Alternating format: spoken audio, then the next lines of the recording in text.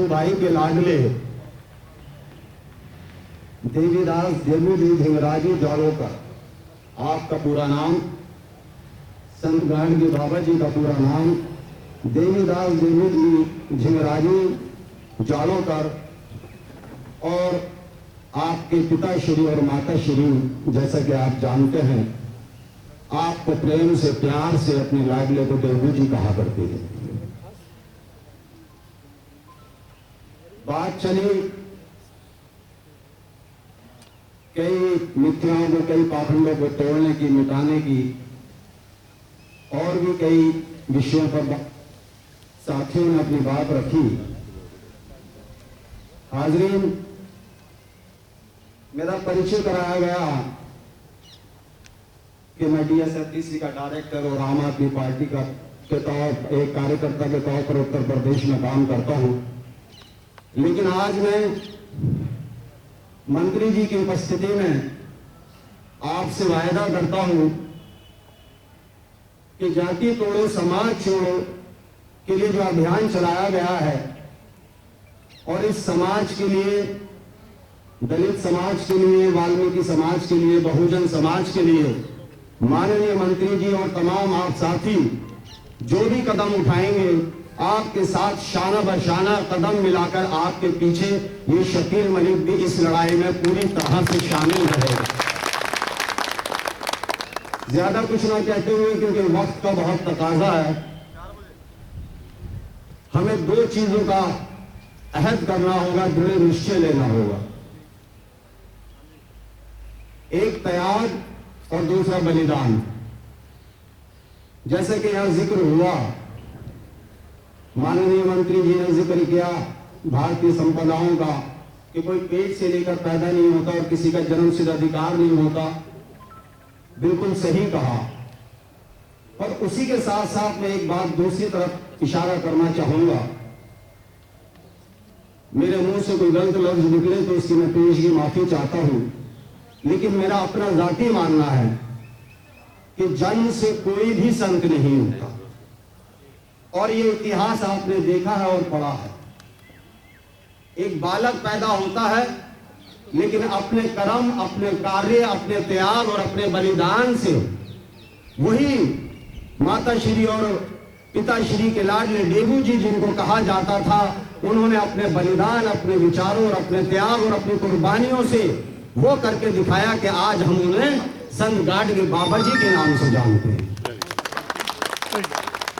तो अगर हम एक पक्का निश्चय या दृढ़ निश्चय कर लें, एक अहद कर लें कि हमें बाबा संत गाडगे जी की विचारधाराओं को, उनके विचारों को खुद भी अपनाना है पूरी मजबूती से, शिद्दत से, और आपके विचार, आपके सिद्धांत, आपके उसूल समाज के घर घर तक पहुंचाने हैं, तो मैं समझता हूं कि इस समाज को जिसे अभी तक दबाया और कुचला गया है, उसे आगे बढ़ने से और बराबरी पे आने से कोई भी नहीं रोक सकता।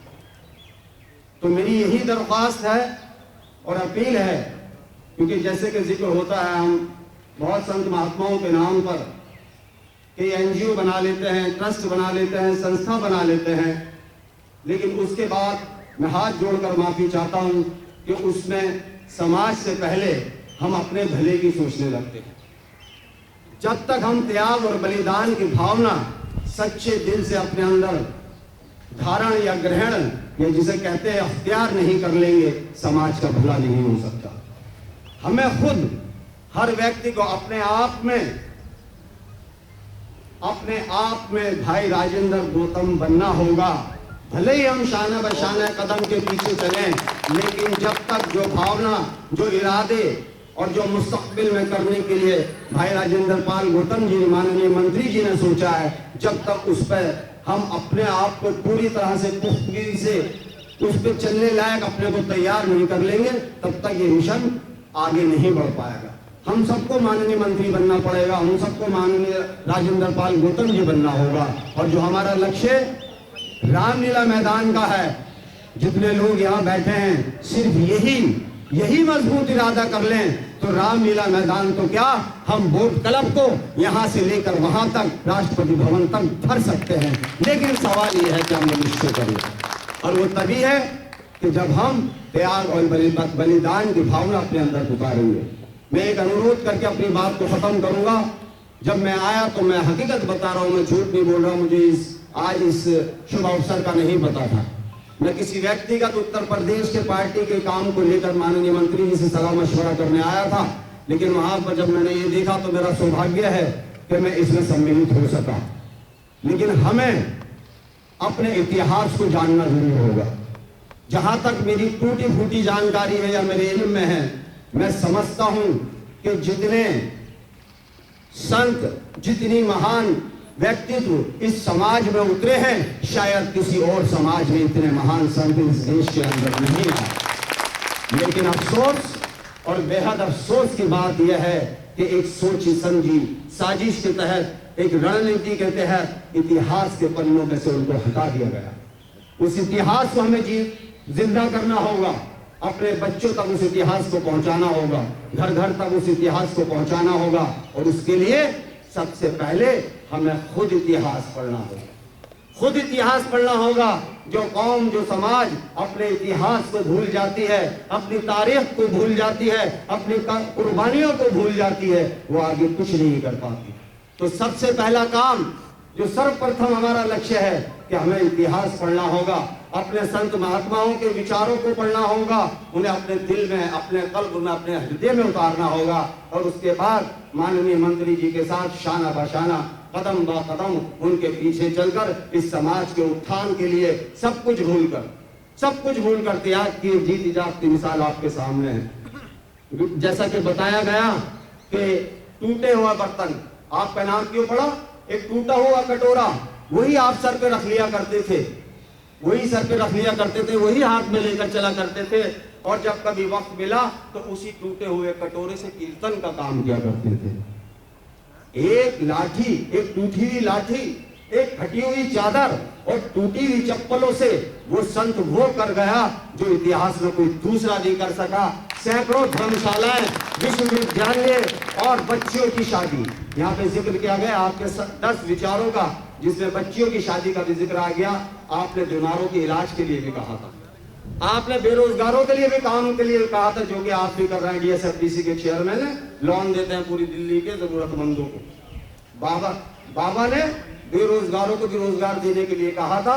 और एक चीज और रह गई कि बीमारों के इलाज के लिए भी कहा था। अभी हमारी एक बहन ने कहा जो वो काम कर रही है। तो 10 जो आपके प्रमुख विचार थे वो गिनवा दिए गए थे, पानी, वस्त्र, ये वो, उसमें एक बीमारों का इलाज भी था और विशेषकर गरीब बच्चियों की शादी के लिए आपका था। तो ये तमाम बातें बहुत लगती हैं। अगर आपकी जीवनी पर ही जिक्र किया जाए, आपकी कुर्बानियों का जिक्र किया जाए तो ये दिन छोटा पड़ जाएगा, सांझ ढल जाएगी। लेकिन जो आपकी कुर्बानियां, जो आपका त्याग, जो बलिदान इस समाज के लिए, इस देश के लिए, इस धरती के लिए है, वो बखान नहीं किया जा सकता, पूरा नहीं किया जा सकता। तो साथियों, बहुत बहुत धन्यवाद, आप लोग आए। मैं इस अभियान में जो माननीय मंत्री जी ने शुरू किया है, मेरे लायक जो भी आदेश होगा मैं उसके लिए 24 घंटे हर समय हाजिर हूँ। बहुत बहुत धन्यवाद, शुक्रिया। बहुत बहुत धन्यवाद शकील मलिक जी का। अब हम प्रोग्राम को